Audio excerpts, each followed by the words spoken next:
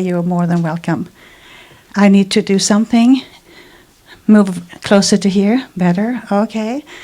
I would like to ask Peter Elmberg, the founder and owner of this place, to speak a few words to us about this amazing creation. Please, Peter.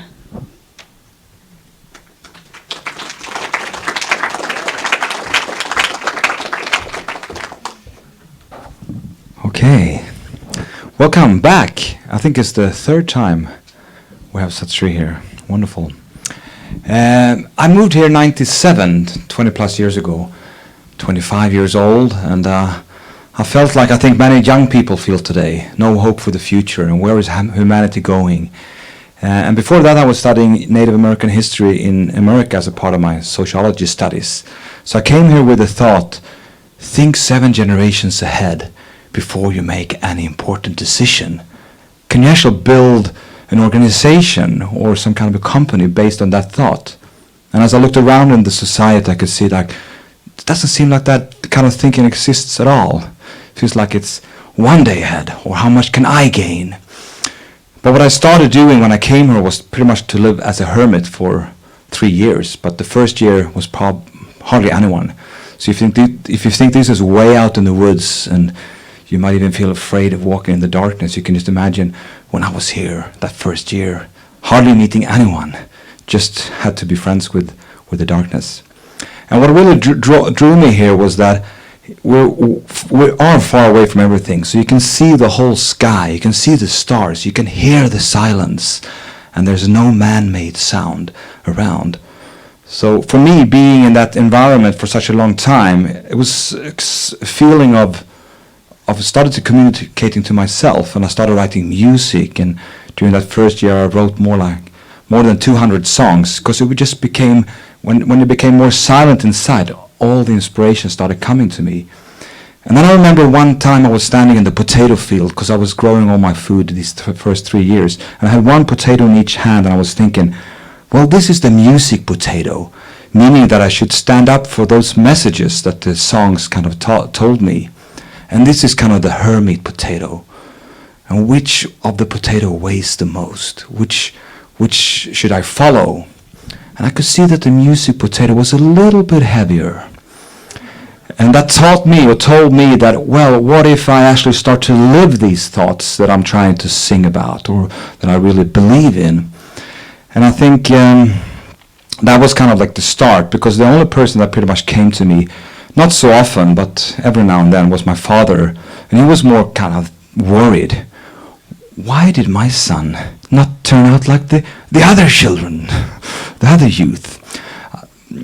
So he came up here. Well, we started talking about new things, and maybe also, what was important to us in that phase of life. And five years before I came here, my brother died. So that was also one of the things that kind of like came up when I was here. And he was murdered. So that really became a really big thing. But at the time when it happened, I just kind of like did everything out there because I didn't want to look inside. But when I was sitting here, I had to face it somehow. But I didn't realize until I was here that was actually the reason that I came here, to kind of work with that kind of forgiveness part in myself. But anyway, when he came here, we started talking about what do we want to do with our lives. And he just finished he was 60 years old, and he was in a course for leaders. And we started restoring this old house, and we felt like, well, we maybe can start something here. Then I met my wife, and then we continued building, and people started coming. And we pretty much built everything on our own with the help of carpenters. But my father's, he was a building engineer, so he's pretty much drew everything and built and built and built. And we've had very much that thought in mind for the whole time. Think 7 generations ahead before any important decision. So my father or I have had a new idea of a new building or something that we're going to create. I was always whispering up over his shoulder, think 7 generations ahead. What happens if you think long term? So when you walk around here this coming week, you might see the big solar panels on the barn over here. Pretty much in the summertime gives us all the electricity we need. Pretty much all the wood you can see in this building comes from our own forest that blew down with with the strong winds that come here every now and then. And all these windows were actually given to me, so they were thrown away. You will see in the daytime there's just windows all the way around. So they were going to be thrown away from a building site, and then I just came there, can I take it? And it was okay. So unfortunately that's how it works in the world out there, which we all know. But we try to kind of recycle a lot, so that's one way of thinking 7 generations ahead, learning from the past. How did I live before? So not only thinking in solar panels, but that's one part of it, future, but also try to learn from our ancestors living on these lands here. When my father grew up in the 30s, they still had the horse carriage on the field, and they didn't have any tractors, they didn't have any TV, no radio, so they were really... There was enough with one Earth, and 1 generation later we need 4 Earths. Anyway, I'm not saying that we're perfect, but it's very beautiful to strive for that, and also the people that come here and contribute to this place, you as a group, but also the people working here. I think we all share that common ideal or hope that we can actually, with our lives, somehow contribute to the better of this planet. As you understand, I can probably talk forever, but we're here to listen to Sat Shri, so I think I've got my 5 minutes in the limelight. And I hand it over to you now. So welcome. Hope you have a good stay here this week.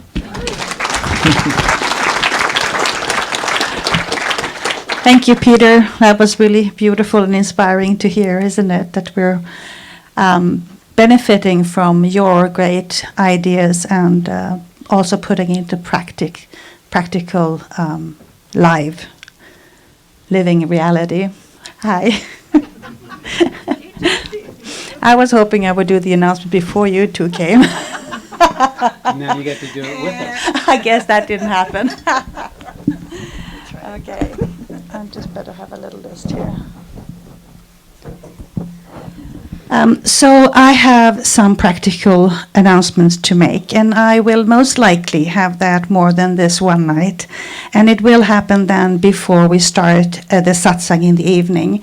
So whenever we gather here, please make sure that you're always here 10 minutes ahead of time, so that you can settle down and be relaxed seated here when Satshri and Satyamhi arrives. And as you see, there are some different types of chairs here. So this is the part of the logistic in this retreat that I really hope we'll get to make it happen in a very smooth and easeful way. So after the satsang is over, everyone will take their seat if you're not going to use it for meditation tomorrow morning, and the white chairs go over there.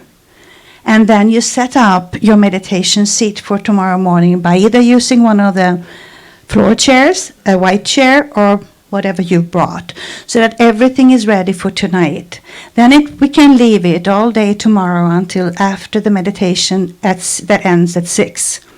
Then we do the same thing again. All the meditation things go over there, and there is a crew putting up the white chairs. So let's see if we can help out to do that as smooth as possible. Now, we would prefer, or actually Mundekulla would prefer, that we only use that door and that we go outside to come in here. There is a pathway here, but it's only for the people that live in that house. For the rest, just walk out here and over to the restaurant. And please make sure that you put your shoes in an orderly way. There is a big cupboard. That's not the right word. What would you call that thing? Anyway, there's a place where you can put shoes, a rack. Yeah, something to put shoes in, so that we keep it tidy here. And yes, and there is a box where you can, I'm sure Satyamai will share about this, you can put notes for Satshri there, and inside the box is an envelope, so you can put your note in there, and we will make sure that the notes come to Satshri afterwards. So let's go to the dining hall and dinners. It would be very beneficial, and we would appreciate very much if you do not go into the kitchen or talk to the chefs or disturb them in their work. If you have anything you need to talk to them about, give me a note and I will make sure that they get it, so that they can work in peace and quiet. And they asked me to ask you to please be on time. so that if the dinner starts at 1, don't arrive at 1:35 or 1:40. That makes it very difficult for them. And there are small signs, as you've already seen, that tells you what is in each food that might be causing allergies. You can always look for whatever you can eat, and it's delicious food. Stephanie is the chef, and she lives here permanently and is a really, really good chef. I will have a look here. Oh, yes. Service. We are very happy that you all are here, and we make this retreat happen together. So we all need to chip in to get it to work. And there will be a list, not until after the morning meditation, in the kitchen, where you can sign up for dishwashing duties. There will be, we need for you all to do at least 2 during the period we're here. And the reason why we're not putting it up now is because we need to know when you have your small group meetings, so you can coordinate it so that you have plenty of time to enjoy your small group meeting and another time to do the dishes without feeling stressed or rushed in any way. I think that's about what I have to say for now, and mainly just so happy to see you all and wishing us all a wonderful 9-day retreat. And thank you so much for coming to Sweden and to us.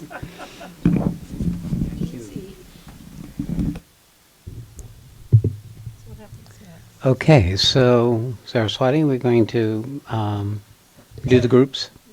Yes. The first group is tomorrow, correct? Yep.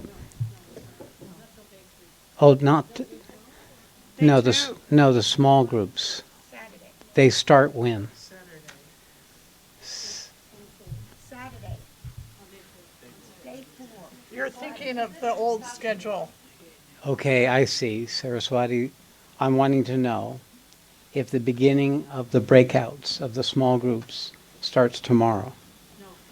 Starts the day after. Because I understood it was going to happen. They're going to be on day 4 and day 7. But that's with me. No. No, it's not. Oh, they're only going to be on those 2 days, day 4 and day All 7. of them are going to be on at the same time. We have different places. Okay, very good. So we can hold off until day 3. All right. So, Okay, this will be Welcome. fun. welcome everyone. Welcome. I recognize so many of you.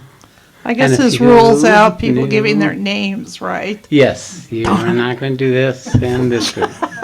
I All tried. right. Welcome. Welcome. Welcome. Welcome. Welcome. Welcome. Welcome. Welcome. Welcome.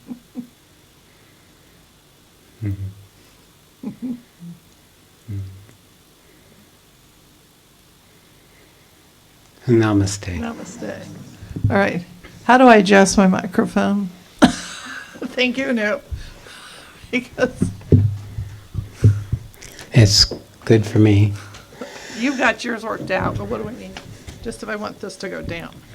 No. Whoop. Okay. We got it. I hope. Okay, right there. Thank you, sir. And Satas, how many people do we have on remote? Oh, 14. Okay. Yeah, this is the first night of the 9-day, and it's always for free through YouTube. So Okay. that's the last time it will be public. From now on, starting tomorrow, this will be a private program, just in case anyone has any concerns. Okay, so what we're going to do tonight is go over the schedule and the guidelines, and then I'm going to speak for a period of time, and then we dive into the program.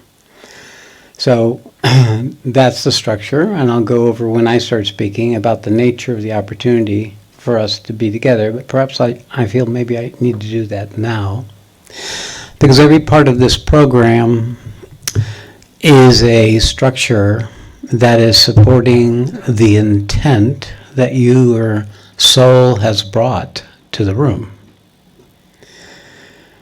That every one of you are here because of a purpose that's been living your life, which all experiences of your life are threaded on, like beads on a string. And that this 9 days together is to bring that purpose to its greater fulfillment in your own experience, in your own awareness.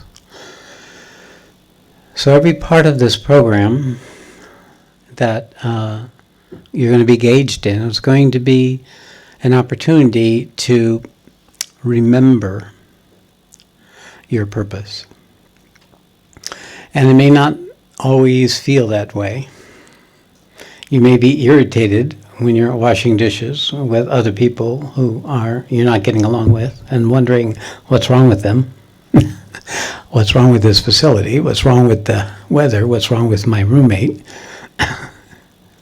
So remembering your purpose is actually living life intentionally, living the opportunity of our gathering as part of your day-to-day experience, and we're going to have almost 9 days to do that together. Now, this is not my first 9-day retreat, but it may be the first for some of you. So those of you who've never been in a 9-day retreat, raise your hand. Okay, so maybe half the room. So some of you have. 9-day retreats are different than my 6-day retreats. My 6-day retreats are 9-day lights, in case you want to prepare yourself.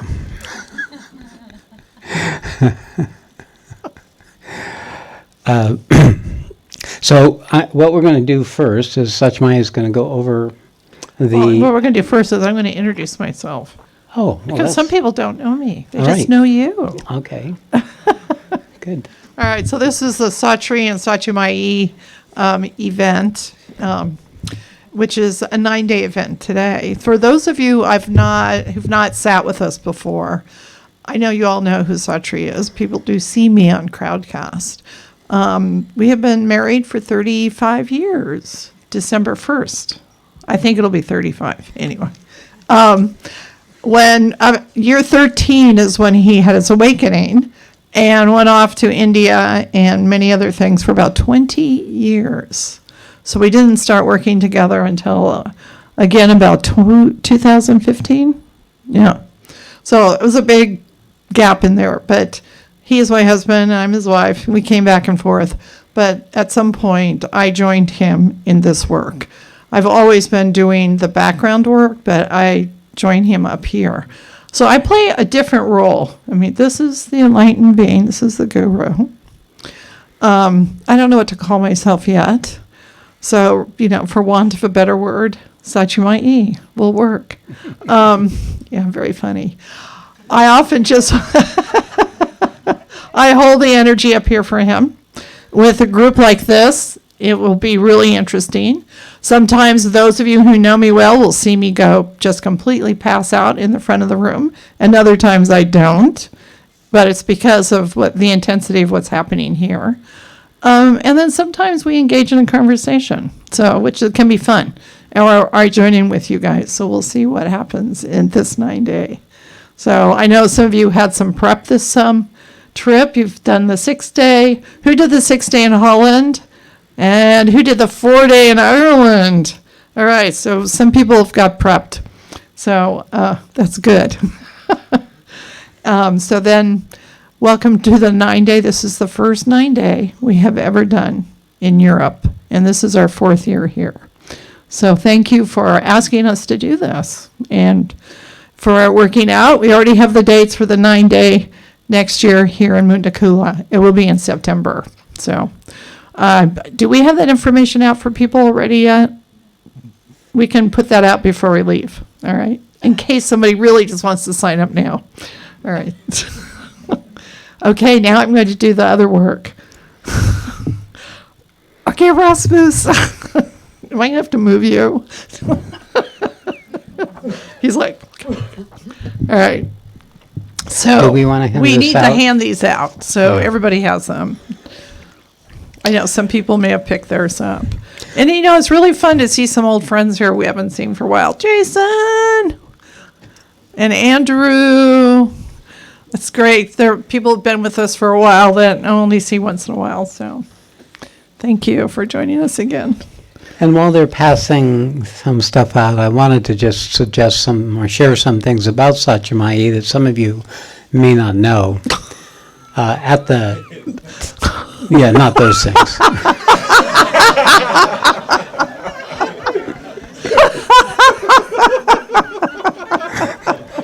Thank you, dear.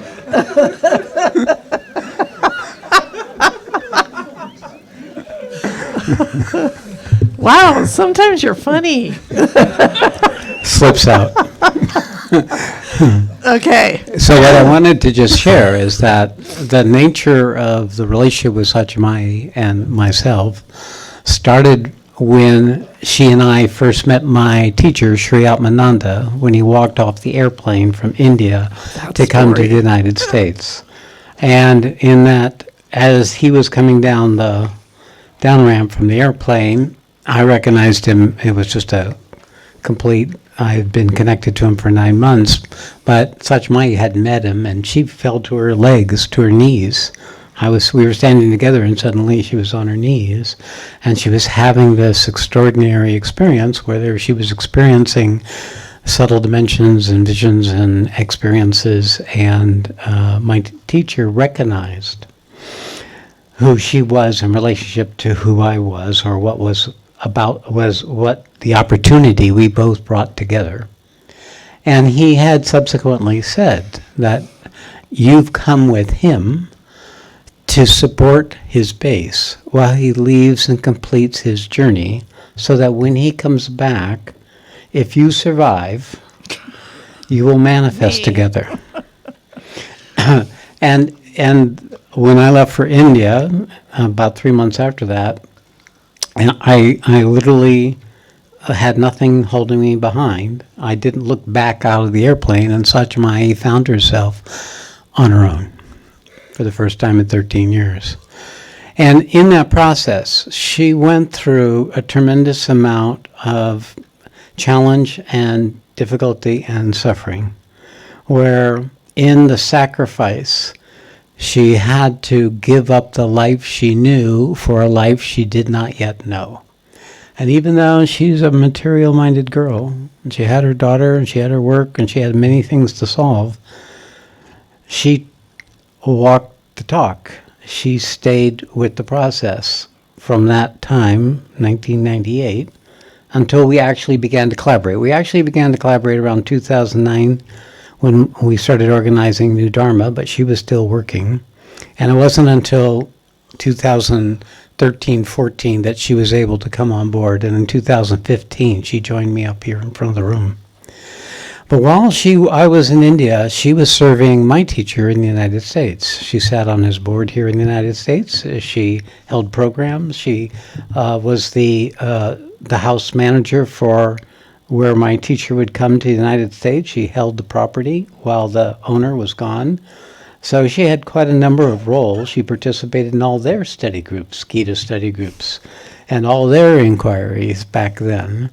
So she's actually been with me in this entire journey. She came to India a number of times, and of course, I came back for periods of time to the United States. So there was like I say, there's an irrevocable bond between the two of us that has to do with this shared purpose. And that no matter what it may seem like, she is here with me, with all of us in this work. And I called, the name that came to me for her was the Mother of Truth. That she was allowing for the manifestation of this work so that it could come to tonight, and to all the structures and all the labor and all the systems and all the time scheduling and organizing and traveling has been her expression of her partnership in the manifestation of what we're going to do tonight. So I want to honor that and to just bring this into the room, because though many of you may only see the human part in her, she is carrying the same burden I'm carrying, and she doesn't have the same consciousness. So this is an act of faith and sacrifice and enduring calmly the process of being where she is. Now, in the last 3 or 4 years, she's started to make some extraordinary spiritual progress on her own. She is now channeling an aspect of the same force that I carry, and that for her, it overtakes her system, and you'll see that happen in the front of the room. In the times that we sit together, which will be frequent over these next nine days, you may not even be alert enough to know that she's not alert. I'm not supposed to be, right? But she does play this function, especially in a room like this where the force starts coming in, and it allows, she's like the energetic sink that allows me to keep communicating to all of you and keep functioning in this domain. So, there you go. That's said. That's the Satchamayi. Thank you, Satri. And thank all of you. This is cool. Doesn't happen without everyone here. All right. All right. So Let's now we're do going to this. talk about what we're co-creating in these 9 days. So we'll begin with the schedule and something of the structure. Okay, so there are already changes on this, and so I'm just going to speak it into the room right now so that everybody knows there will be no small groups with Satri. Okay, even though it is on the schedule, we had to change it. So I apologize for that. We didn't have time to change it on the schedule. So you'll have him in the evenings. So if you need to talk to him, we have the hot seat. Okay? You'll also have small group meetings of your own. There'll be 7 small groups of approximately 10 to 11 people. You'll meet twice during this period of time with some facilitators that will be pointed out to you later on. And that will be your opportunity to connect to other people who are going through the process. But the main reason we're not doing this is that the nature of the 9-day is to take you into a more direct and immediate relationship with that absolute principle of truth. So I wanted to let that have its opportunity to build in you, because that's what you will walk away with, rather than the usual interactions that we have where there's kind of a process that can still allow you to socially interact with other people and be engaged in inquiry with others and so on and so forth. There'll be some of that, but there'll be less of that. Okay, continue. Okay. So daily schedule, October 23rd through the 31st, which in the United States is Halloween 2019. All meditations and large group meetings will take place in, somebody want to speak this for me? Naturum? Oh, okay, room. All meals are in Gaia restaurant. That one I can say. Okay, so today we've gone through the registration check-in, dinner, personal time, and tonight from 8 to 10 is the orientation and setting the intent. And if we're lucky, we get to do a meditation, right? Briefly. Okay. Tomorrow morning, day 2. As Ava already spoken to this, we need to be here early for the program, so at least 10 minutes early. So we start at 6 a.m. here in this room. This is 9 days, so all the meditations are 2 hours long. So 6 to 8, meditation. 8 to 11 is breakfast personal time. 11 to 1 o'clock, meditation. 1 to 4 is lunch personal time. 3:30 to 4, I love this, fika. Yay! Tea break. 4 to 6, meditation. 6 to 8 will be dinner. And 8 to 10, we're back in here. So pretty much this is what we're going to be doing through the Friday. I'm not going to read the whole thing. It's just a lot. Day 4. I mean, the things that change are going to be your large groups. We just have different topics as we go through and Satri sometimes switches things around, so be prepared for change, or we may be just following this completely. So I'm going through day 6. We're still on the same thing. Day 7 is Tuesday. Day 8, let's see, still the same. And Thursday, day 9, will be our ending date. So what will happen is that'll be a 6 to 8 a.m. meditation in the morning, 8 until 11, breakfast, personal time, 11 to 1 completion, and 1 to 2, we will have lunch here for those who can stay, and goodbyes. And Ava, you're going to go through the whole checkout, have people check out on that. So Ava will do that probably the evening of day 8 or maybe before. So, okay, that's the whole, it goes by just like that too. Amazingly so. Did you want to say something? Yeah, that's not necessarily true. I disagree. You're in a special position.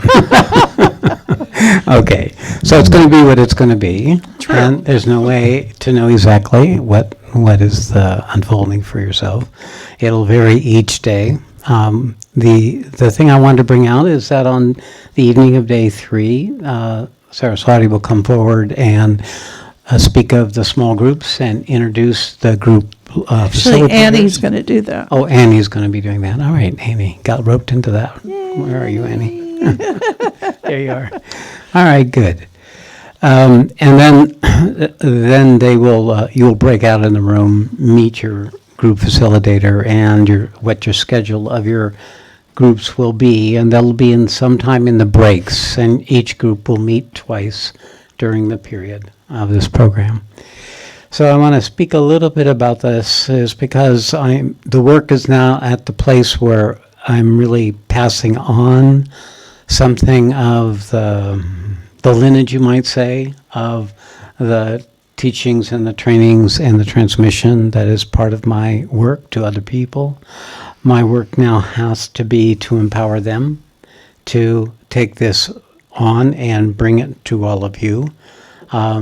Part of this has to do with the nature that the world is requiring something else of me in this time of transition, and I'm not having the same freedom to interact with you as I would wish, especially in a program like the 9-day.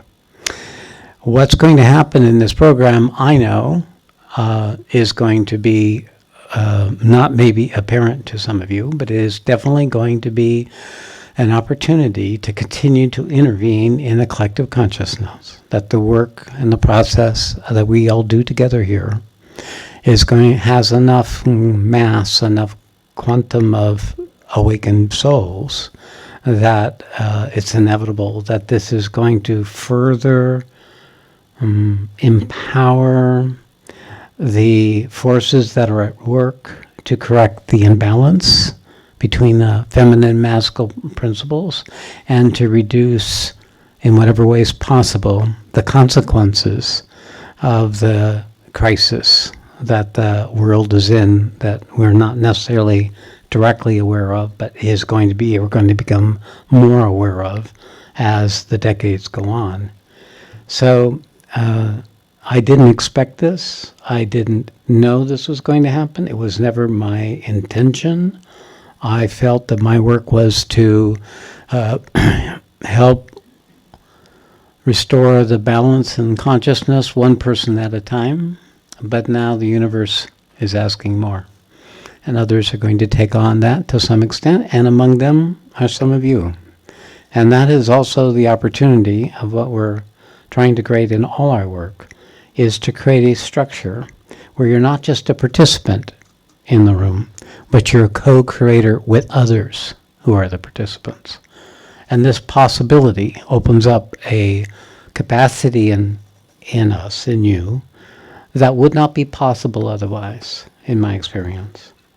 So there is that discovering of that and observing of that has occurred over the last 4 years or so.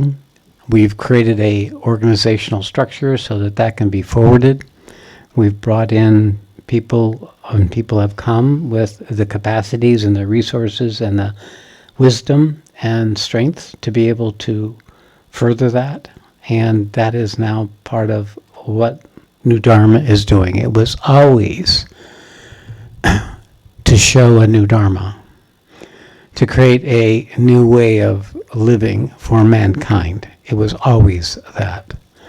That is learning to live aligned with the divine reality, to have a more direct and immediate connection to the divine reality that lives you and all existence.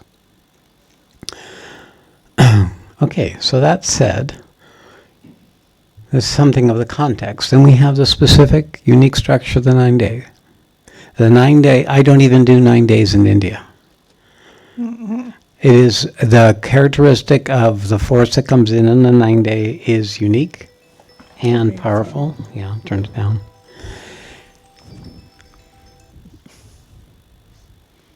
And therefore, likely, there is going to be quite a bit of transformational process that will come in.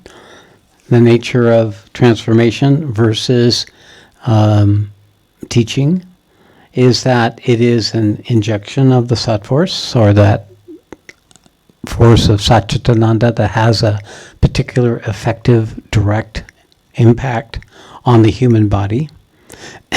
And it is going to allow for you to come to a greater relationship with that force yourself, which is, of course, what's living all of us, in order so that you can be empowered to come and meet the parts of yourself that are not aligned with that possibility within yourself.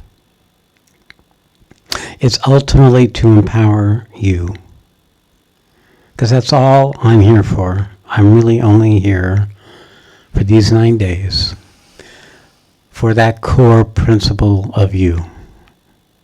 Or you could say your me-ness, your mine-ness. Me and you are no different. That principle of that central knowingness of ourself, of our own existence, is what we all human beings share. That self-existent reality that lives us. Coming into a deeper and more profound relationship with that self-existent reality is the work of all spiritual traditions. All efforts to become a better person, a better human being, or to wake up and to become enlightened, it's the same movement, is to empty ourselves out so that something truer, greater, more real can manifest in us and through us.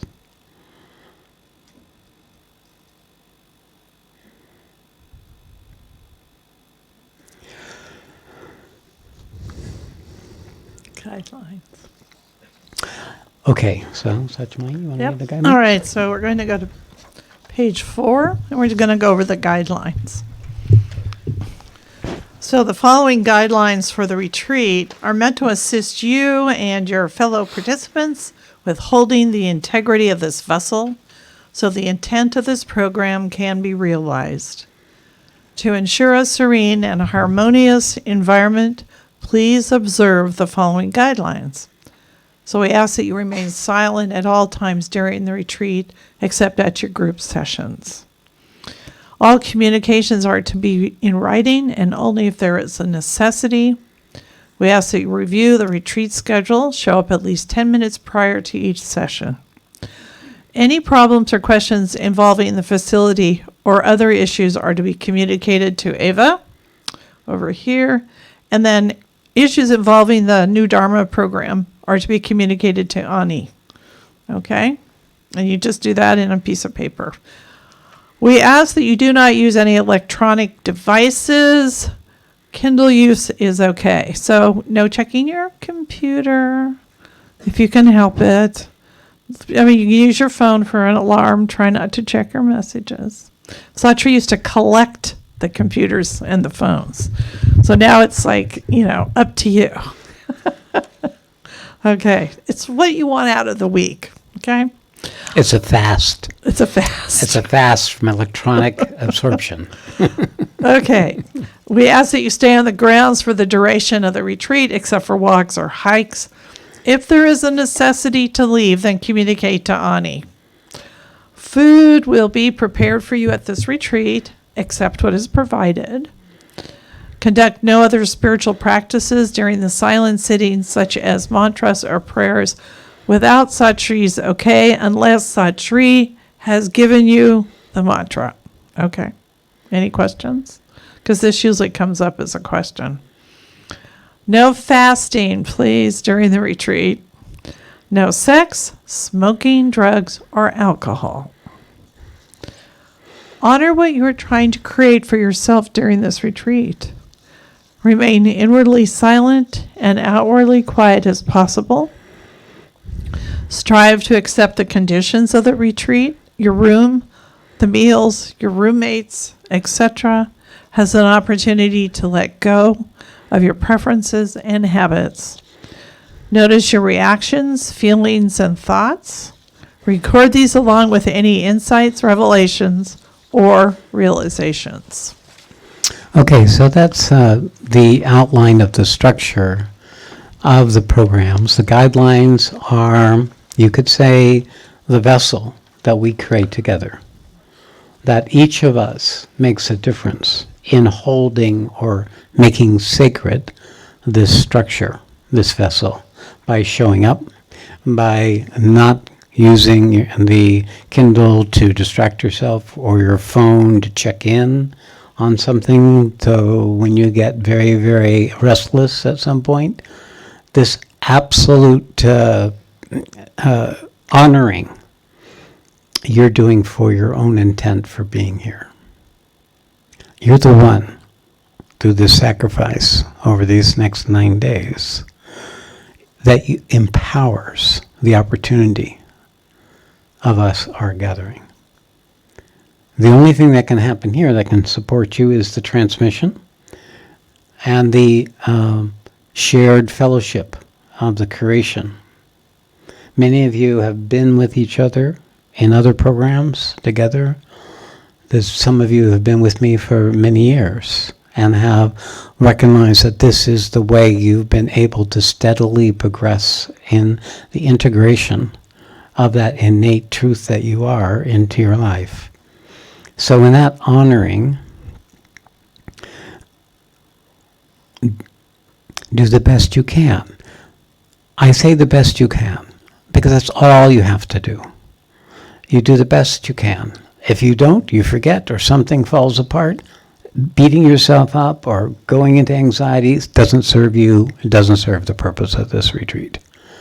There's no right or wrong. There's rather what works and doesn't work. The more you can honor the structure, the more value you'll get. The more you can't, the less value you'll get. It's not a right or wrong. It's simply a matter of moving into alignment with the opportunity. We human beings have this unique ability to change our behavior, to do something that we wouldn't otherwise do, to choose to restrain our reactions and our negativities and our stories, to do something other than what we would usually do. That muscle, that capacity to put ourselves into what I would call essentially and actually well said ordeal of this 9-day empowers a quality I call your true authority, a quality of the divinity that lies inherent in your individuality, that strengthens your ability to align your life with the truth of what you are. Okay. Okay. So the last page, page 5, silent sitting. Well, since we're going to be doing this for 6 hours a day, silent sitting is not necessarily meditation. It is a conscious effort to be still and silent, outwardly and inwardly. There will be silent sittings each day of 2 hours each. Here are the guidelines for the silent sessions. Do not leave the group during the sitting. You might leave the room after Satri has left. Move as little as possible. If you need to move or change positions, do so slowly and as quietly as possible. Make as little noise as possible. If you need to cough or sneeze, do so into a cloth to reduce the sound as much as possible. Use possible a lot. You can sit on the floor or in chairs. You can recline, but no lying down. Basically, get comfortable. It's a long day. No leaving to go to the bathroom. Okay, so we ask that you go before you come to the room. Now, if people have medical issues, I think you've already checked in with Ava and you've been placed, but we ask that you don't leave the room if possible. And it's also wise not to drink coffee or other caffeinated beverages prior to the sitting unless you know you can hold it. Try not to fall asleep. It is not always possible, but it is best not to sleep. You may notice that your neighbor is snoring. That can happen. That could be you. The best thing to do is just to endure it calmly. So, no drinks except water, no reading or writing during the sits, and no standing or moving about except to stretch. It's perfectly fine to just stand up from your chair and stretch if you need to. But, not walking around or anything. Just stay in one place. Okay, any questions? Yes, Bodhi Das. This is just for in the silent sitting. Yes, you may read if you have spiritual Just books. not in the room when he's just talking about. No. Okay. We have had in another context. You can use the Kindle in your break time, to read material that supports your purpose for being here. I leave it to you what that may look like. It's not to go exploring on the website. It's not to go to get entertained or distracted or to watch even spiritual movies. It's to simply nourish yourself in the time you're going so that the mind has enough activity that it can take some breaks from the pressure of the program. So I realize the pressure will build, and that's sometimes being able to read a spiritual book or to read poetry or something that has nurtured you. You have my teachings that are available that you can also read or on your Kindle. So that much is fine. No news. You're going to let the world go its own way these next 9 days. You're going to pretend it doesn't exist. Matter of fact, the right attitude is no past, no future, only this. Imagine just this. You don't have any responsibilities or anything else to do behind you or ahead of you. You're here free to be in the fullness of yourself. Use it. Keep choosing that. Okay. Okay. Silent sitting exercises. The following are recommended exercises to practice during each sitting. Be aware of your breath. Be aware of the energy in your body. Be here now, the present moment. Notice what resists being present. Notice blocks, resistances, pressure, pain, etc. Identify where they are in your body. Put your attention on that location, feeling into the experience until it speaks to you or it fades. Notice what is going on in your body. Try to identify its source. Hint, its origin is not outside of yourself. Record your insights in a journal. So I do want to make one correction. So we're going to have, if it's not already there, it should say notes for the trainers. So that's the only difference. Okay, Ava. So feel free to write a note, and the trainers will review and respond back to you. Okay, especially if there's an issue coming up. And then that's why you have your small groups too, that a lot of that can be handled in the small groups. You should know, you can write a note to Satri and put it in that box, and it'll have the same effect as if you gave it to Satri. There you go. I can't tell you how many emails I get where the person's issue gets resolved in writing the email. I don't even have to respond. The principle is you're the one who carries all the answers to your questions, the solutions to your problems, writing from that context in this atmosphere will empower you to have access to your own solutions, to your own answers. That said, there's some other things I want to talk about. How many have been in a silent retreat? How many haven't been in a silent retreat with me before? Raise your hands. Okay, not too many, just 3. So I'm going to go over and talk a bit more in what I'm going to read tonight about what's the nature of silent sitting and how to take advantage of the silent sitting. We actually will do it at the end of tonight's session, a short opportunity for you to experience. The nature of what's going to happen is that a force will come into the room. It will seek entry into your system. If you're open more in your mind or in your heart, you'll experience the force entering, or you'll experience the resistance to the force entering. But the body is really where all the information that you really need comes to you. It's not so much the understanding or the emotions, it's the energetic experiences in your body. So all my programs put the focus on experiencing the energy in your body. Now, often you may not know that you have energy in your body because you're wrapped up in a negative story. What you can do is catch yourself wrapped up in a negative story and try to find the place in your body that's being affected by the negative story that's going on in your mind. Or if you have a negative mood arising in you, then and instead of writing the negative mood and it feeding your negative story, you'll look for a place in your body that matches that negative mood.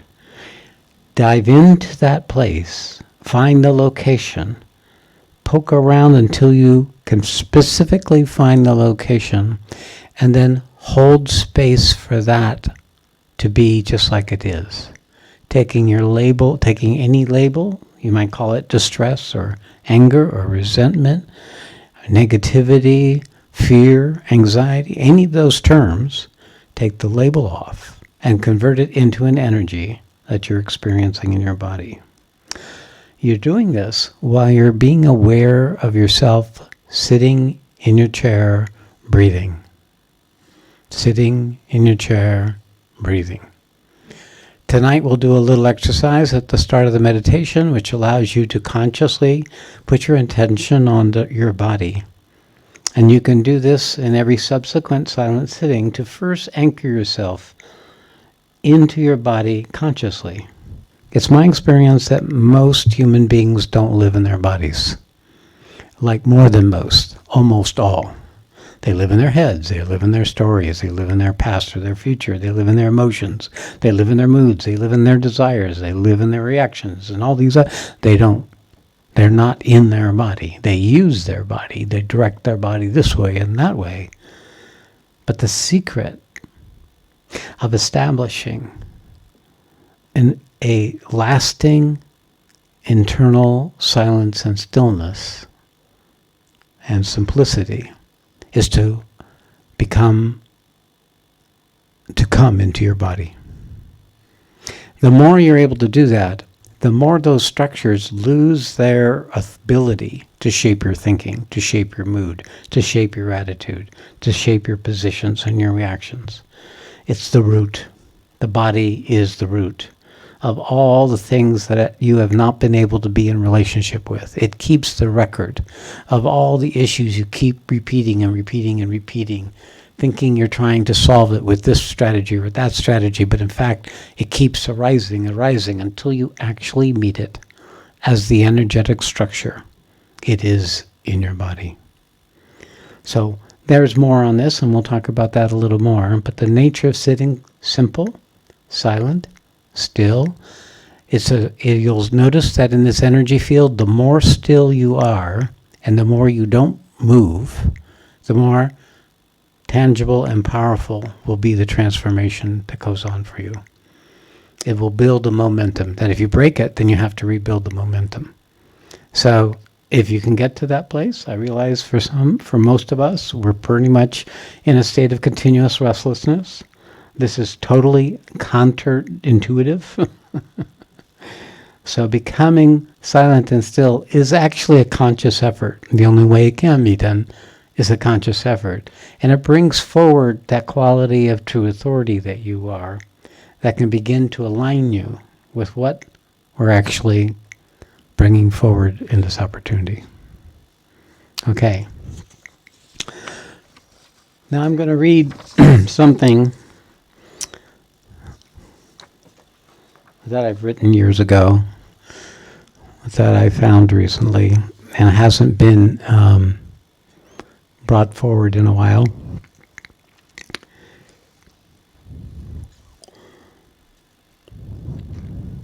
You could say the first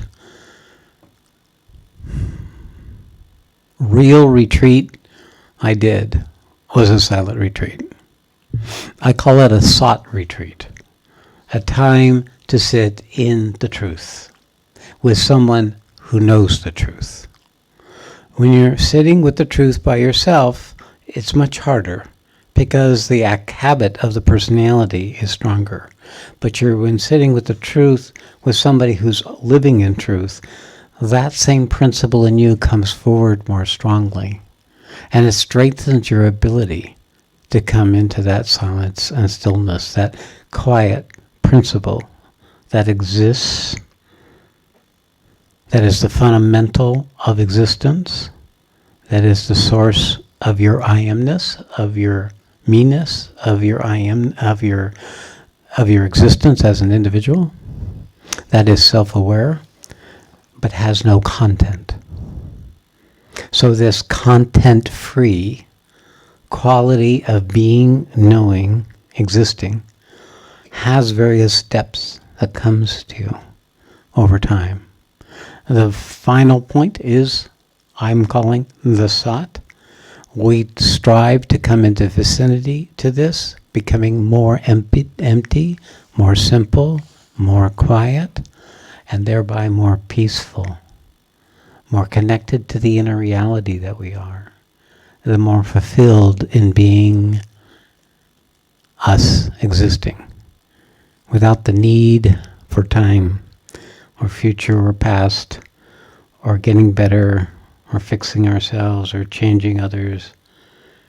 When we strengthen that principle within ourselves, we empower ourselves to start creating a new relationship with our personality, with our life, with the world about us. So what is a sought retreat about? It's a quest for the truth of what we are. We are in essence the sought, the truth of our being. It is the eternal reality that lives us. The sought is both individual and universal. It is impersonal and at the same time the source of our personality and all our experiences, including spiritual experiences. The nature of the sought is silent and still.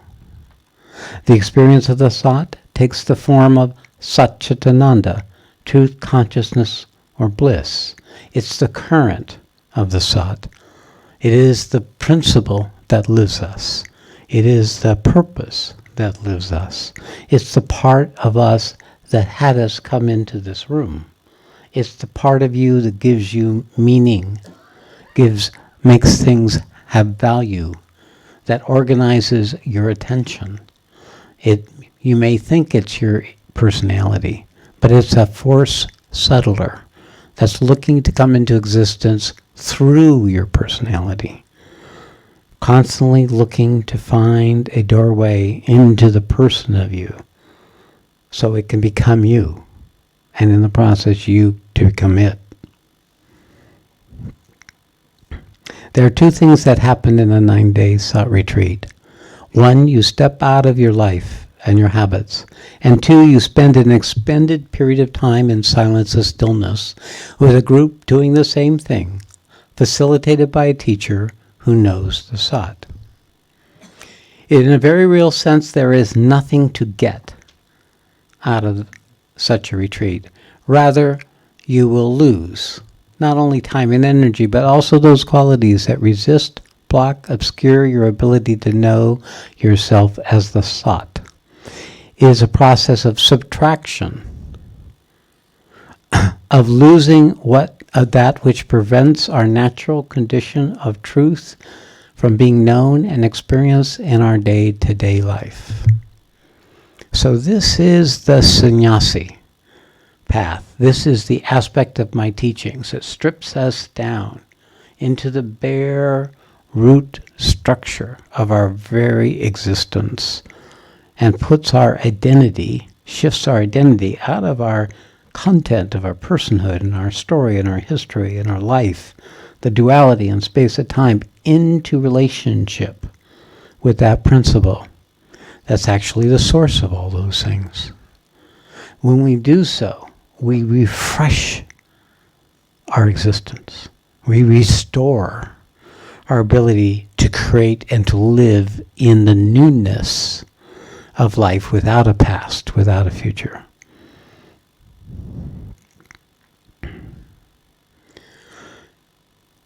All the sannyasis that used to sit around the perimeter of Mount Arunachala when I was there, they did nothing all day long, except for going to the local retreat center and getting their meals twice a day. They pretty much just sat with the mountain.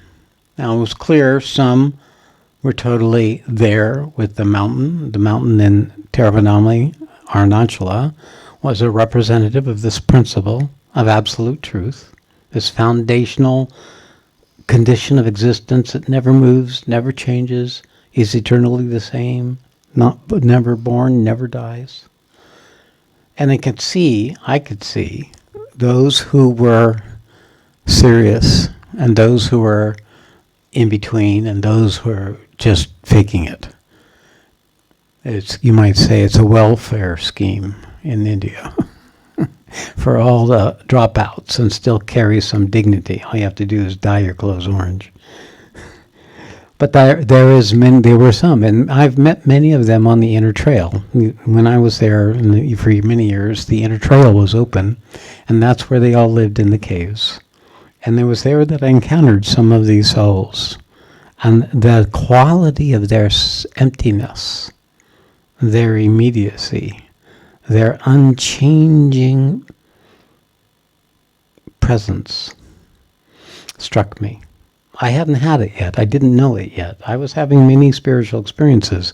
But there was that quality of truth, as different from the God and divine experience I was having, that had this compelling attraction to me. And it grew and grew until I spent more and more time by myself on the inner trail. I spent days in the cave that the sadhu was gone for a while. I put a tent up in the middle of the inner jungle there near the mountain base and spent the night infested with mosquitoes and noises and creatures. To sample, to try to see access for that. It wasn't until I came back to the United States in 2004 that the mountain came to me in the United States. And then for 3.5 years, twice a week, for days at a time, I was the mountain.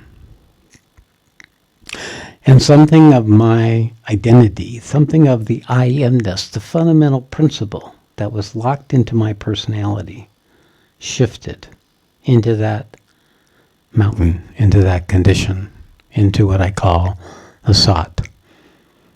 And that process took 3.5 years to establish itself, and that has brought me to this point, and is what will come forward in this retreat.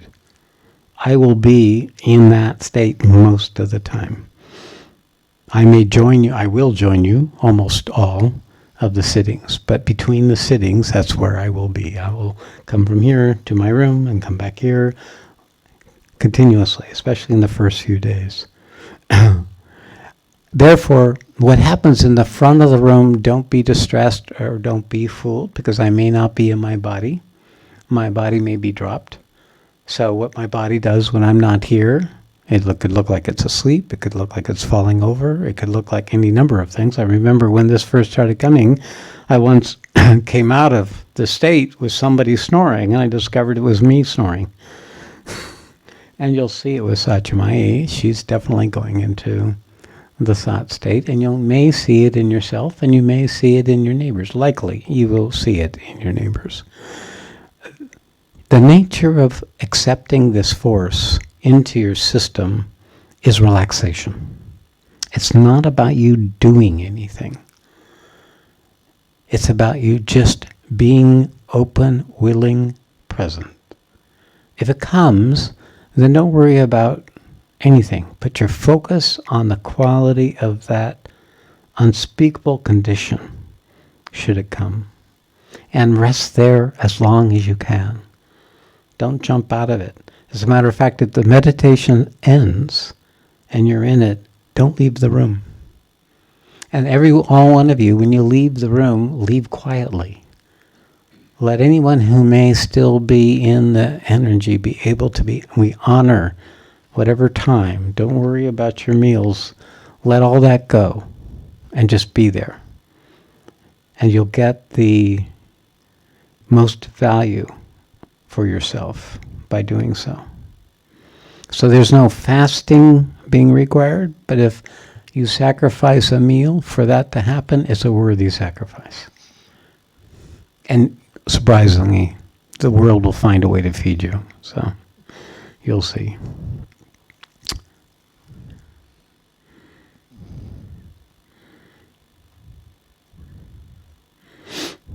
Okay, so let's talk about a very real sense. There's nothing to get but to lose, but there will also be the qualities that resist, block, and obscure your ability to know yourself as a thought. So this particular piece where you start encountering the resistance can be in your body, it can be in your emotional nature, it can be in your psychological body, it can be in your mind, it can be in your intellect, it can be in any structure of your personality that's organized your life, that's ready in this time to be met. It's coming up to be met. It's not a problem. As a matter of fact, if you find yourself getting caught in a negative mind structure in this space, if you can convert that into an energy in your body, the field of Sat in this room will dissolve the structure. Maybe not entirely, because all these structures have a certain quantum, but it'll reduce the convincing reality of these structures in ourselves. That's the power. If it rises up, it's rising up to be met, to be completed. It's rising up the negativity or the wonderful experiences. You allow each to teach you, to show you, to reveal its nature, not so you understand it so much, not so that you feel better, but that you can be present with its nature as it's arising as an experience within your body. These dissolve the weeds, the knots, the no's, the resistances that organize our personality, that keep us in ignorance, that keep us in suffering, that keep us the victim of our moods and our thoughts and our feelings and our wants and our desires. It frees us. It brings us to freedom from those things. And in that, it empowers our ability to step away from their convincing reality that we've unwittingly given to them over the years.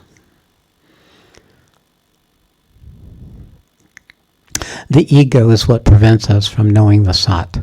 It puts up blocks, obstacles, and distractions.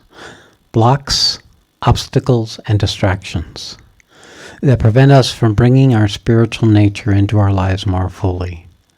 But the ego is just a habit. It keeps repeating the same thoughts, feelings, and actions that support it and avoid all those that don't. Breaking this habit is the purpose of any spiritual process, and this is the purpose of this retreat. By attending this retreat, you take actions that weaken the ego's hold on you and your life.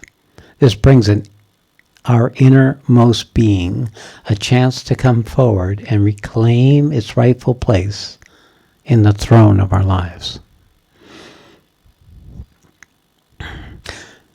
Ego is not a thing. It's an activity. It's an activity of thought, feeling, emotions, judgments, memories, experience. It's a whirling. It's a doing. It's an endless struggle of separation. Ego comes out of a moment of self-awareness where we become aware of our separation. So the same thing that brings us self-awareness brings us separation, and this brings us the possibility of suffering. Egoing is suffering that has happened, is happening, or will happen. Egoing inevitably, it keeps us in a condition of separation.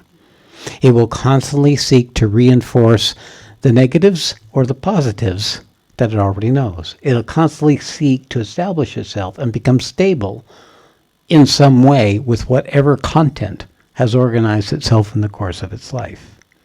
It's not our enemy, but rather it's an unwitting outcome of us giving attention as young children, young adults in the course of our life to our thoughts, to our feelings, to our stories, to the conditioning and the impressions that we picked up from our parents, from our culture, about ourselves as smart or stupid or beautiful or ugly or man or woman. All of these things that we've vested our attention to and unwittingly empowered are all spinning because of that unwitting attention. So when you come here, you have the opportunity of going in the other direction, to start pulling back the attention that has made these parts of yourself real. The stories, the memories, the things that have helped you feel better about being an ego, the compensating structures, the ruminations, the calculations, the strategies that we've done to fit in, to be accepted, to be okay, to be safe, to have it our way, to be in control. It's this catching ourselves, giving away that essential reality that we are to these adapted structures. The more we're able to become aware of these in this context, we can begin to shift our identity from our egoing to our being. Our core existence is to be aware of our beingness, being in the becoming, without content, without story, without the past veiling the opportunity of the present of our life, without the need of a feared future or a wanted future, something that takes us out of that whole paradigm of what it is that organizes us as separate egos. Now I talk so much, my tablet felt neglected. Bringing it back to life.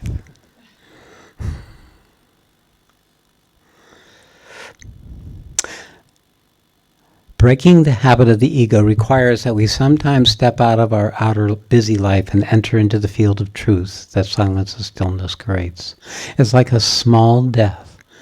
The outcome is a renewed life, a new birth.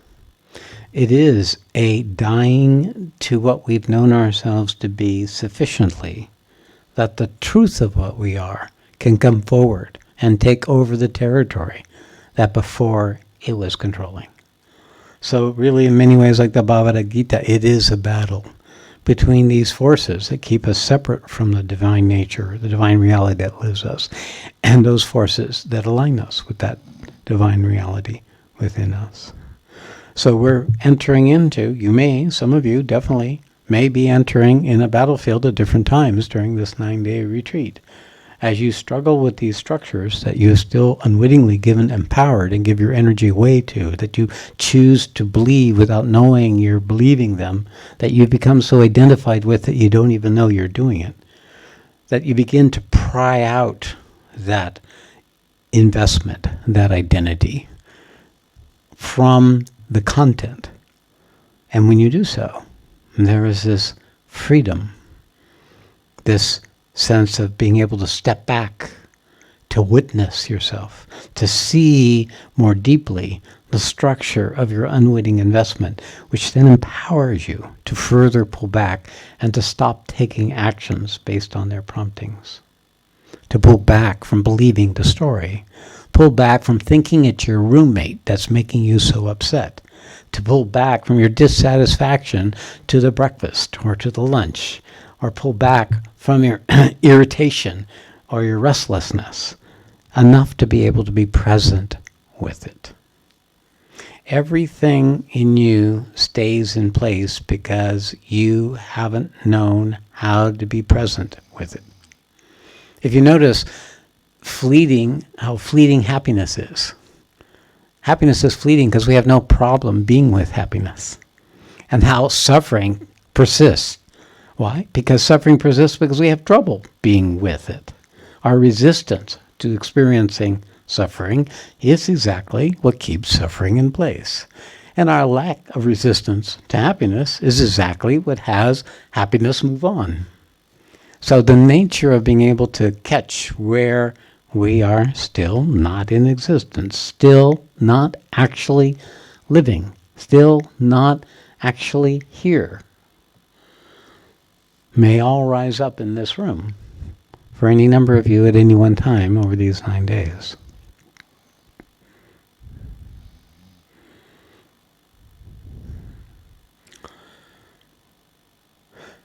This retreat is organized not only to manifest the thought, but also to give you time to explore how you can bring what you discover in your life. This is the intention of the purpose of this retreat. The program, let's see, I want to bend a little bit with this because it is my intent that what happens here comes into your life. That after this 9-day, that there will be a fundamental reorganization of yourself in relationship to your past way of being that will begin automatically, without you actually having to work at it, to dissolve the old structures and limitations and resistance of your old structures of being and more fully bring forward those existing qualities of truth that you already have.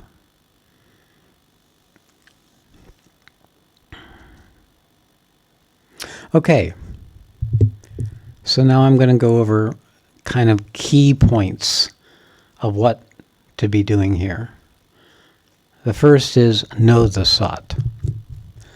Silence and stillness are the qualities of the thought and also the means to attaining it. Thought itself is silent and still absolute. Absolute silence, stillness. Absolute, no, nothing going on. When you meet the absolute, it's breathtaking in its reality. It is so completely compelling. Nothing else can compare. It grips you in its reality. When you meet it, you know it's the reality. Even if in the radiance of it, you can experience its reality. It's that which stands when everything else changes. It's that does not change. It's that one principle of existence that paradoxically exists prior to existence. It is a principle of paradox, existing, non-existence simultaneously. When it comes and you can learn to stand on that sword's edge, then you've mastered your relationship with that principle. And what happens to you will be a powerful transformation and reorganization of your system in a way that you could not anticipate prior to that moment.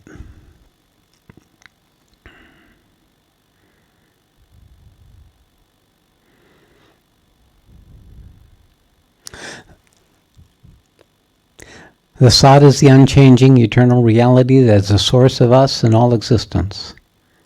In this program, the Sat will become more and more present. A force will be released.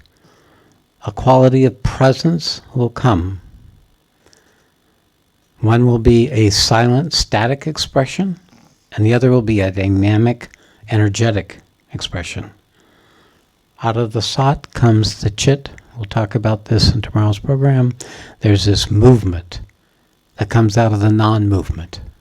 This movement that comes out of this non-movement is the actualizing force of existence. This is called the Divine Mother, the Hiranyagarbhaya. In the unmanifest aspect, it's called the Brahman.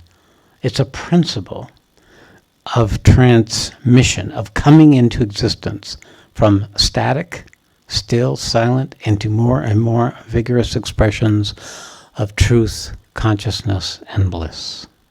Its ultimate expression is to know Ananda. It's to know the bliss of existence, to experience the bliss of existence, to be conscious of the bliss of existence, to be in truth while you're conscious of the bliss of existence. This ever-deepening capacity to feel this lived current that has evolved all of this creation and has brought us our bodies and have brought us our civilizations and have brought us to this moment is the most thrilling, tangible outcome of knowing the Sat. When we get out of the way, it's what's left over. It's what lives us.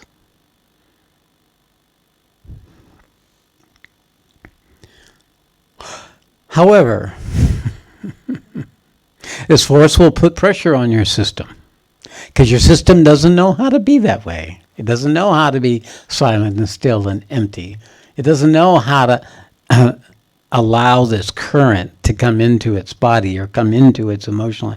It has to learn. It has to learn to surrender. It has to let go of the habit of its endless doing, endless worrying, structures of resistance, structures of denial, structures of resentment, structures of hatred and vengeance and distrust that lock us up, keep us stuck into suffering. So these may start releasing their energy. And when you have a locked up structure, it's the same as like your feet go to sleep or your arm goes to sleep. When it starts waking up, it hurts. So when these locked structures start waking up, they become almost a pain or an anguish or a disturbing feeling. But the way to meet them is as energetic events in the location of your body that corresponds to those thoughts, feelings, or emotion. When you take the label off, when you come out of the reaction or the despair or the judgment or the negative mood, you find the location for that in your body, taking the label off. You begin to dissolve that structure at its root. The Sat force will help you. The Sat force will go with wherever you put your attention. It'll go into your negative story, or it'll go into the experience of the negative story in your body. You can also take your attention and put it to a more developed part of you. For example, if your mind's a negative story and your heart is open, you can take that negative story and put it into your heart. They'll have different parts of your system that'll be more capable of dissolving these structures. For some, it's the body. For some, it's the heart. For some, it's the awareness, the presence. This moving of that out of the context of the story and putting it into a place of you that can be with it more fully, then that is also another thing that can happen. And we'll speak of this as we go along.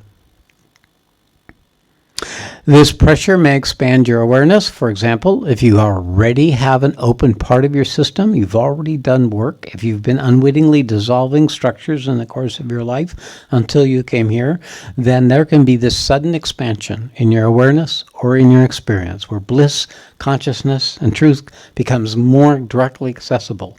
I'm not doing that. You're doing that. You're doing that by the preparation of your life that has brought you to this moment, where it can become a means by which you can empower your relationship with the truth of what you are.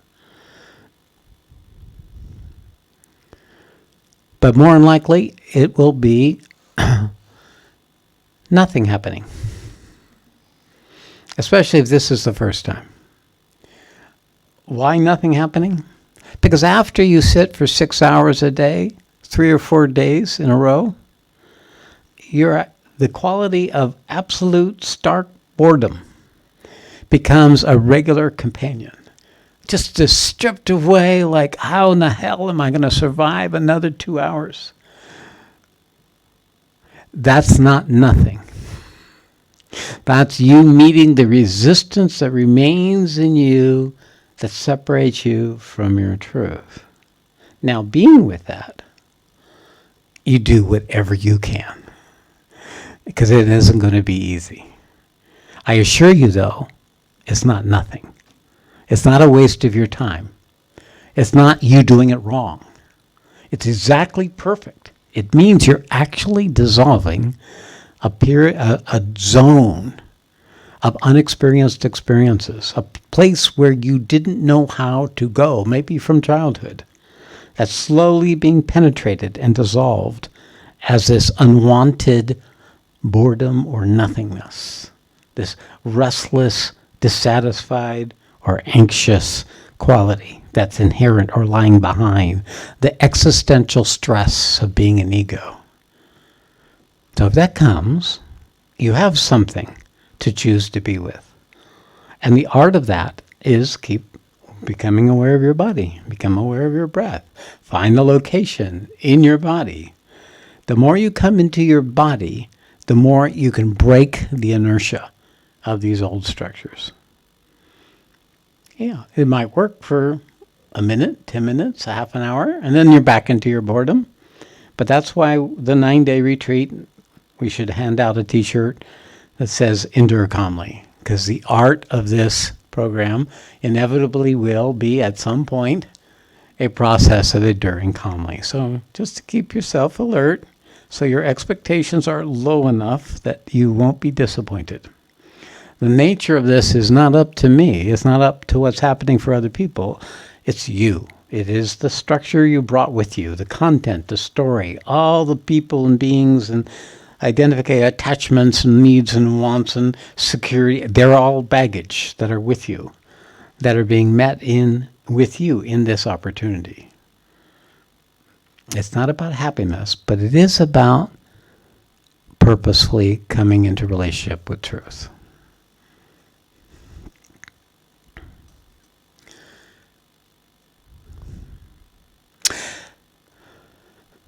The pressure is likely to push to the surface the obscurity, resistance, and barriers to the thought and its force. Any or all of these can happen. These are like debris on the rising plume of an erupting volcano. In this case, you will have to experience those experiences before the inner silence, stillness, and deep peace of the thought can come to you. And when it does come, notice the shift. Because you dissolve, you're in it, and then it's gone. And there's this peace, and there's hope, this presence, and this vastness that happens. Or this love and this sense of connection to the universe happens. It may seem interminable. It may seem like it's never going to end, but every process has a beginning, a middle, and an end. Everything in this creation has a beginning, middle, and the end. The only thing that doesn't is you. The essential reality that you are. It's forever.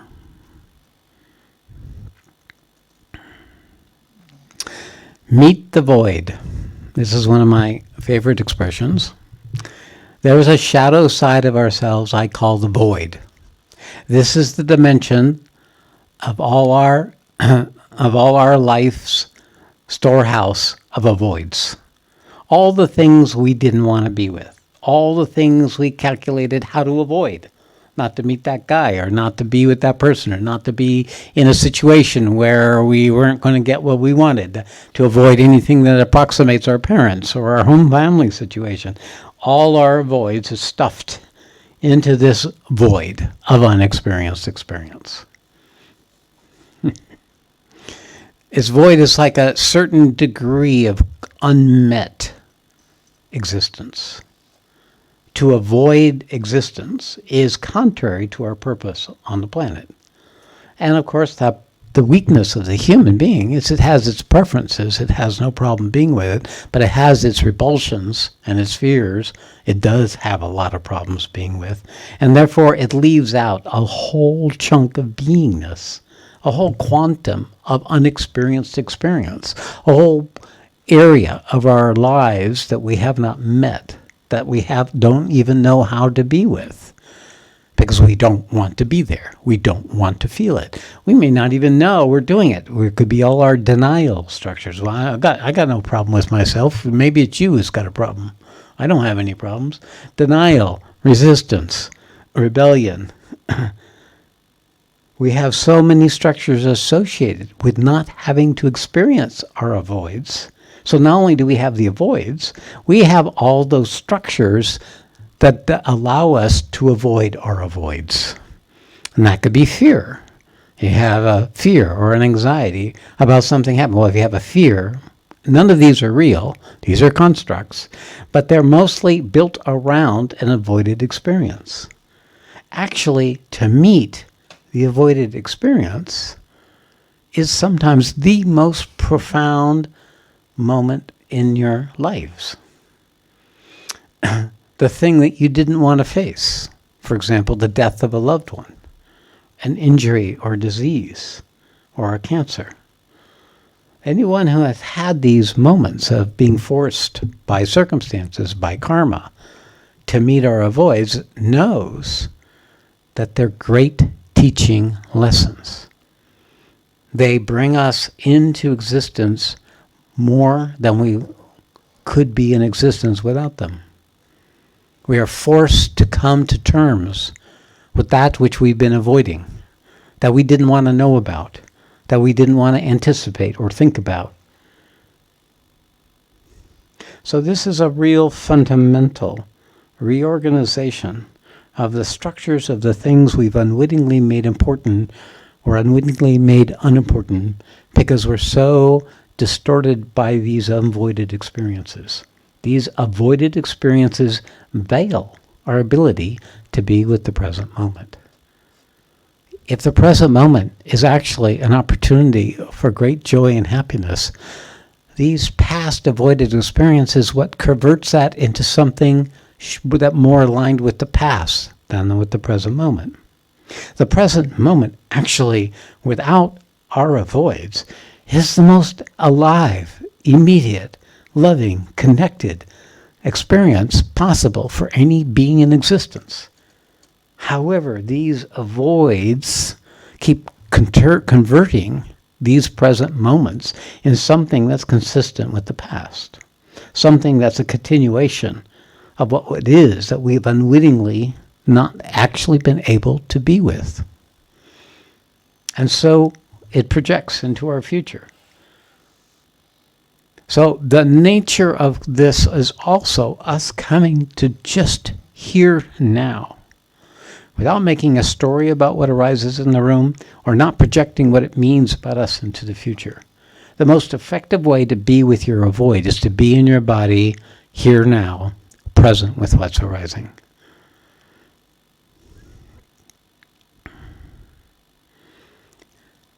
These may appear as a familiar negative mood, a depression, or a compulsive pattern of thinking that seems to swallow you.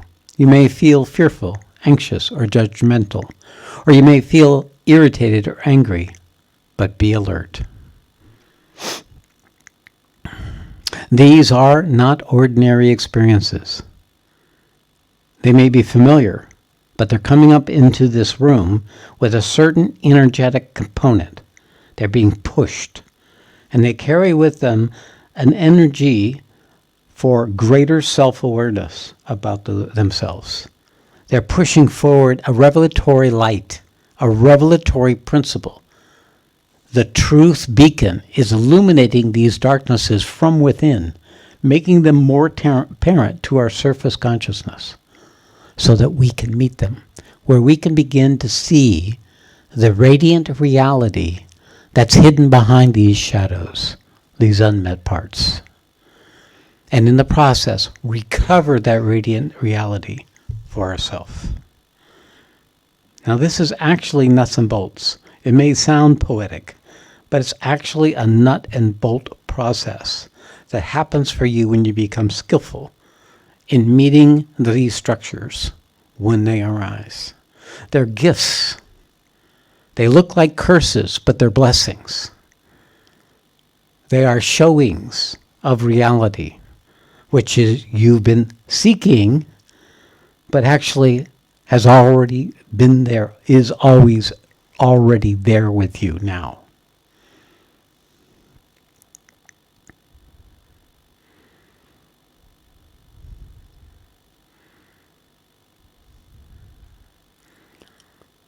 In this field of energy, everything that's not sought gets revealed and dissolved.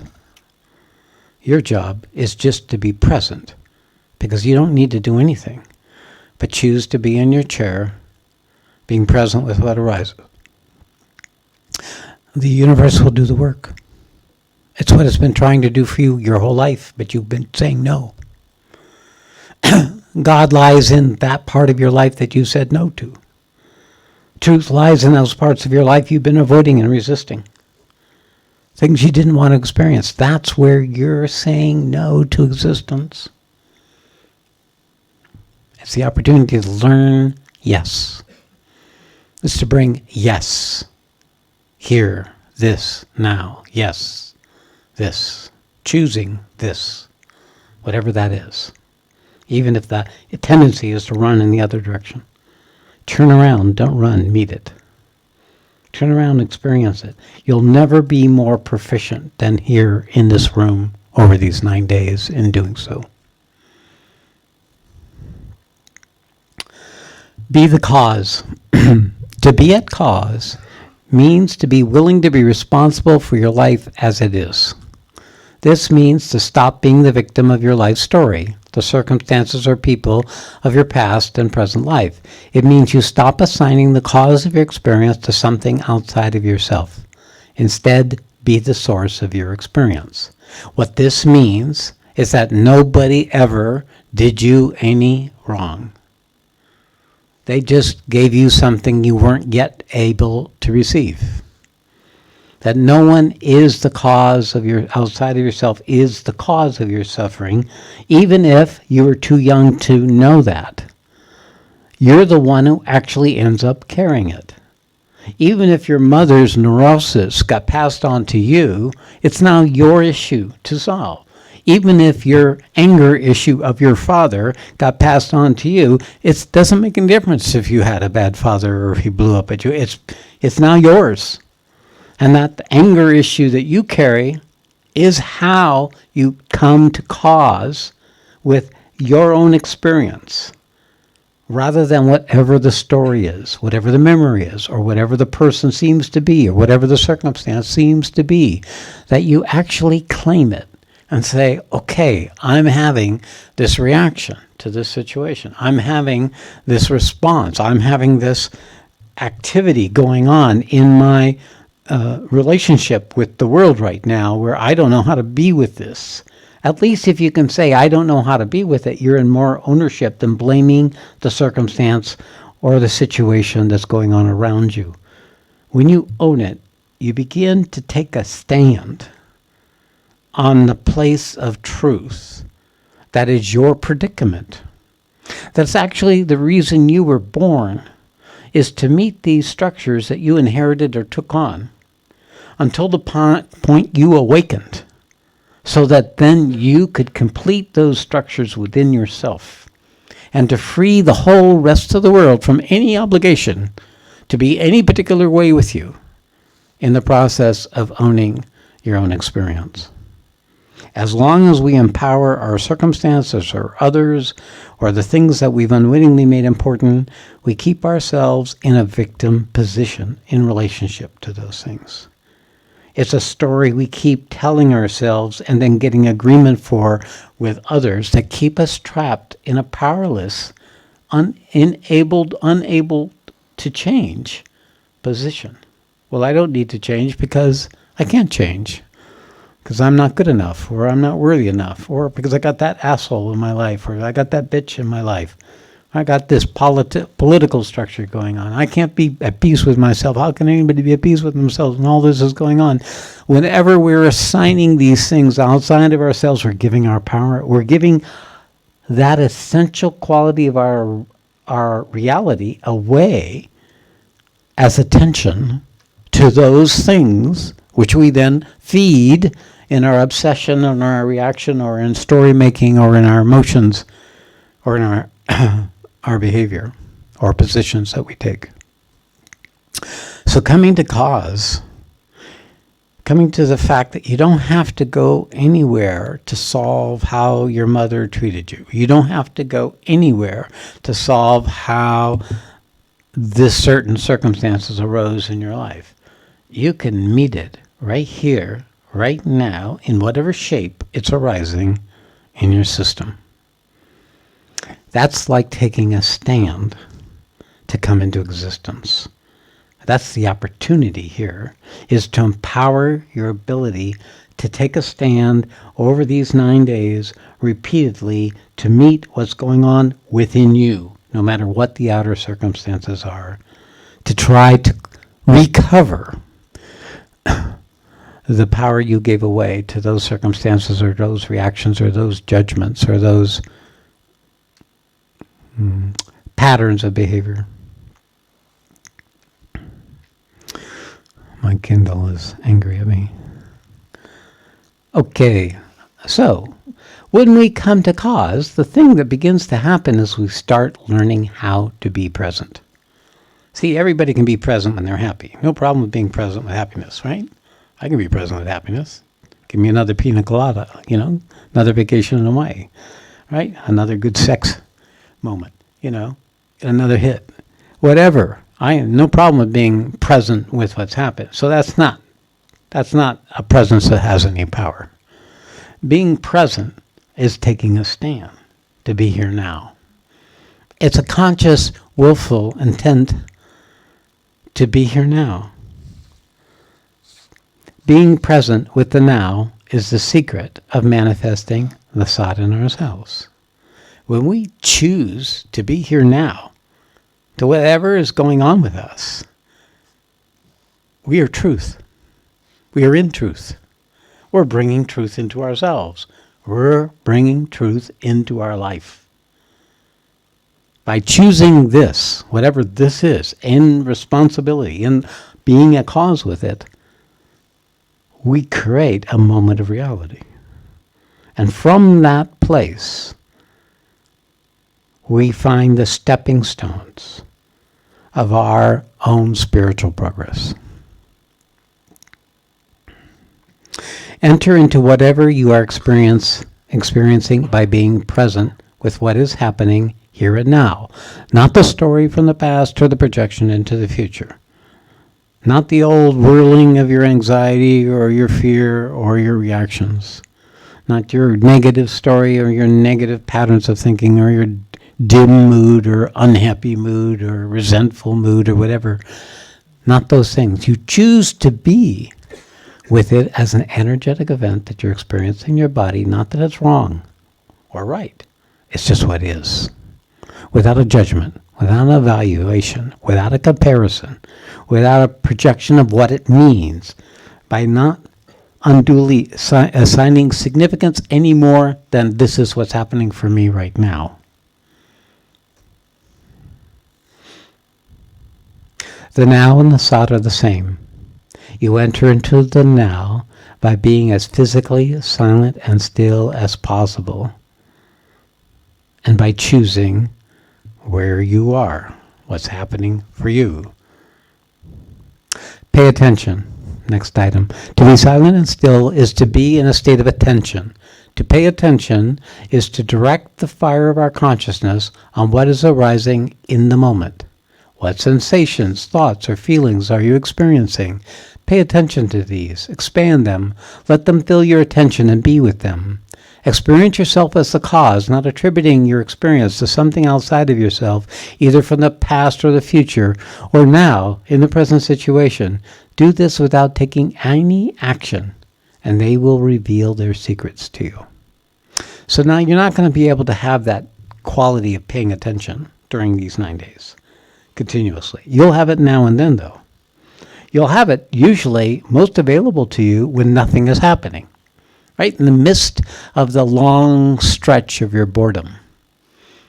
It's in those moments that you pay attention. Those are actually opportunities because you're too alert to go unconscious. You're too alert to be able to distract yourself sufficiently from being where you are. You're too uncomfortable. You're too restless.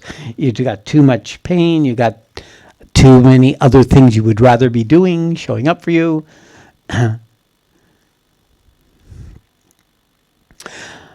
Those are the moments to pay attention to where you are. Pay attention to what's going on. Now, it's hard at first to pay attention when you're in boredom. You do it for a few minutes or a few seconds, gone. You got to pay attention again. You got to keep bringing yourself back into choosing to be in intention with where you are. When you attend to where you are and you get some stability in that, then whatever is arising in you will become an experience in your body. It'll start unfolding when you can attend to it long enough. When you can feel it in your body, you'll notice that other emotions are rising up. You're noticing another thought pattern rising up. You'll notice another sensation in a different location. That's the revelation of the nature of the thing that is rising in that moment that is waiting for you to pay attention to it. We have many, many, many fragments of ourselves. Many parts of our human existence are stored as these energetic knots that we seek to avoid. So when we begin to come through the veil of our boredom and our veil of our unhappy current moment, and we penetrate into that veil some, there'll be this revealing, this showing, this glimpses of structures that may not be in our mind. It may not be something our mind can recognize, but in the presence that grows with our attention staying present with this now, it starts revealing its nature. We start seeing something that has been hidden before. That we may not actually fully understand what that is, but the more we can stay with it, the more it'll show itself. And the more those unclaimed parts of ourselves can come back home. That can come back to us. That we can bring them back like prodigal children, the abandoned aspects of ourselves. Everything that we resist is tied up into an adaptation from our early times of our life. And our inability to do with them are our abandoned children, our abandoned segments, fragments of ourselves. If we can shift our attention and recognize the opportunity of the restlessness or the boredom that's arising, you can convert it into an opportunity to deepen the thought force into dimensions of yourself that you hadn't been able to do. There is nothing that can arise in this situation that can't also be an opportunity to deepen into the truth of what you are. Time check. Where am I? The rest of the night? We have the rest of the night. What do you need sleep for? You're going to have 6 hours tomorrow. May you hope you could sleep, you know? Especially after this. Yes. Let's give time for a short meditation. Now I'm going to finish this piece. Okay. The experience will begin to speak to you. It will tell you about itself. Keep listening until the sensations, experience, or thoughts fade, disappears, or break through. This is the process of transformation, where you become a conscious facilitator of your own transformation.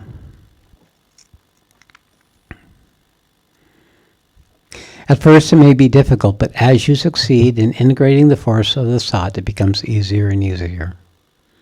Listen to the body. Perhaps the strongest message I consistently say. Your body is a temple for truth.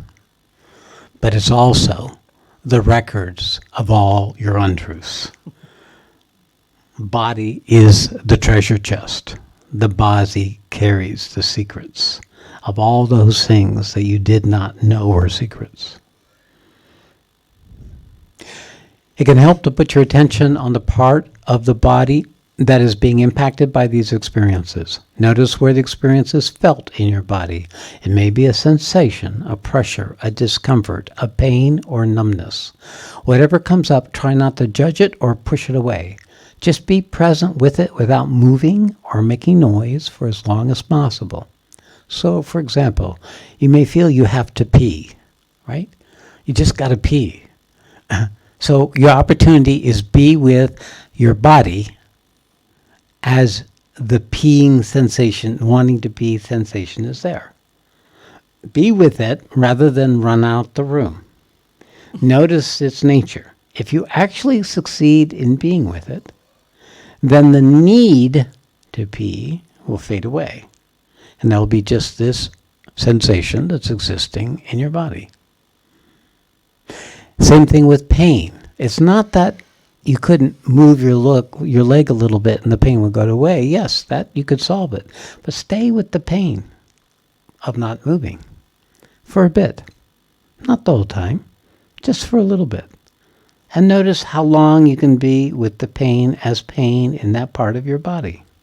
You'll have that come up for you, guaranteed.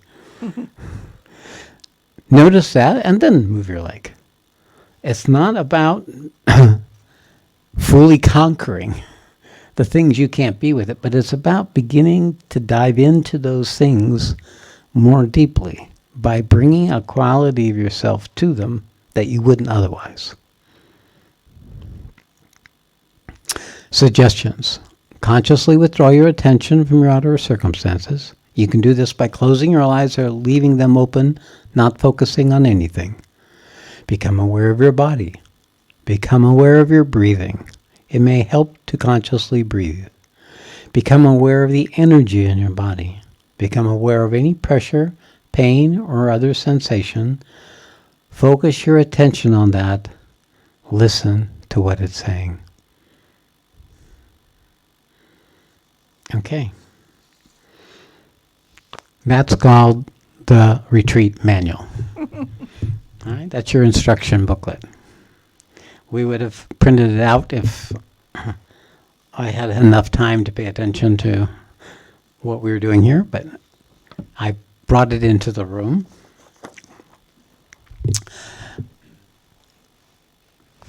So we're going to do a practice. So we'll use the balance of this time. We're going to do a little exercise. It's just a simple scanning of your body, noticing, getting familiar with the different zones of your body. This is something you can do in every meditation, and you can do that anytime when you notice you're not in silence and stillness, to bring yourself back into your body.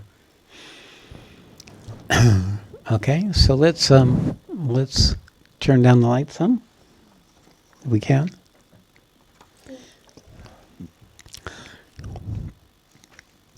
Be aware of your breath.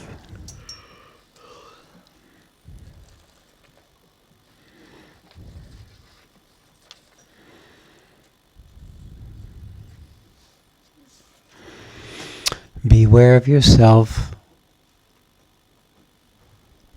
sitting in your chair.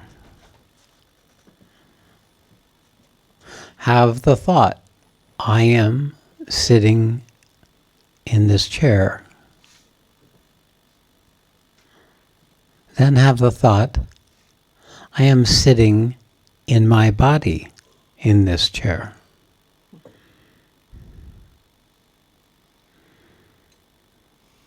Now be aware of your breath.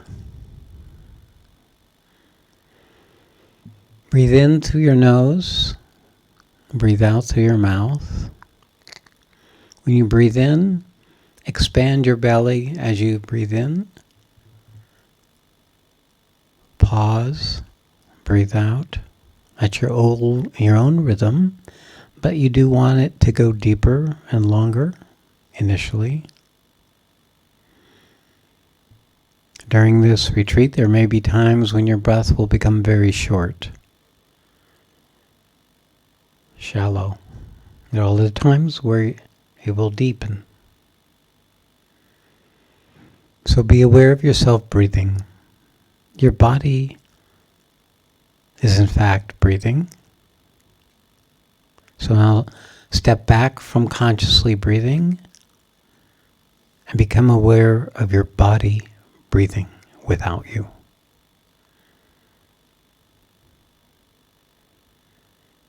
Notice the nature of your breath. Notice the interval of your breathing, how long it takes from your inhale to your next inhale, from your exhale to your next exhale.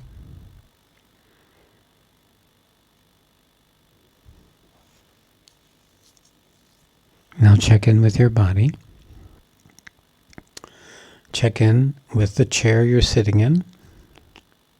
Become aware of the chair where it touches your body, your buttocks, the back of your thighs or your knees, your back, perhaps. Now be aware of your feet on the floor. Feel your feet on the floor. Put your attention into your right foot. Start with the big toe and extend your attention along your foot through the arch above your heel and come up to the ankle of your left foot. Now do the same thing on your right foot. Become aware of your big toe, the other toes, the balls of your feet, the arch, the ankle, the heel and the ankle. And then extend up. Feel the calf. Become aware of your calf. Like put your attention into the calf. Be aware of your calf and the pressure of the calf on the foot. And then rise up the calf until you come to the knee. Be aware of the knee. Be aware of the back of the knee. Now go over to your right foot again and do the same thing. Become aware of your calf, coming up your calf to your knee, the back of your knee, and then from that side, become aware of your thigh, the top of your thigh, the sides of your thigh, the bottom of your thighs. Feel where your thighs intersect your buttocks and where they intersect the chair. And then go to the other side, the other leg, and go up the thigh, the bottom, the sides, the top. Becoming aware of the whole thigh, coming up until it intersects with your buttocks and your butt sitting on the chair. And then become aware of your genitals. Become aware of the right side of your hips. Then go over to the left side. Become aware of the left side of your buttocks pushing against the chair and the back of the chair, and then the right side. And then come up the side of your stomach, one side, then the other side, then the front. Become aware of your belly. Become aware of your back opposite the belly.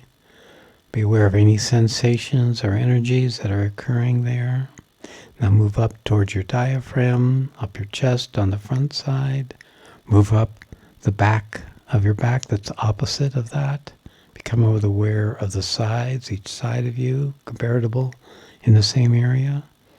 Bring it up to your heart in the front now. Become aware of your heart. Become aware of your upper chest. Become aware of the back of the area opposite your heart. Become aware of your shoulders. Become aware of your upper arms. Do the right arm, the armpit, the underside of the upper arm, the outside of the upper arm, the elbow, the forearm, all around the forearm, your wrists on the right side, the palms of your hands, your thumbs, your fingers, the back of your hand, and then move over to the left side, the same thing. Become aware of your armpit, become aware of your shoulder joint, become aware of your upper arm, front, back, side, down to your elbow, your forearms, your left wrist, the palm of your hand, the back of your hand, your fingers, your thumb. Then move up, come back up to your neck. Become aware of the entire area of the neck where it rises up from your shoulders, your throat, up to the side of either side of your head, the jaw, your mouth, your lips, your teeth, to your back, each side of your head, right side, left side, your ears, inside the ears, the back of your head, and then coming up over the sides of your head to your eyes, your nose, to your forehead, to your crown. Now be aware of your breath. Become aware of your whole body, sitting there, feet on the ground, in your chair, breathing.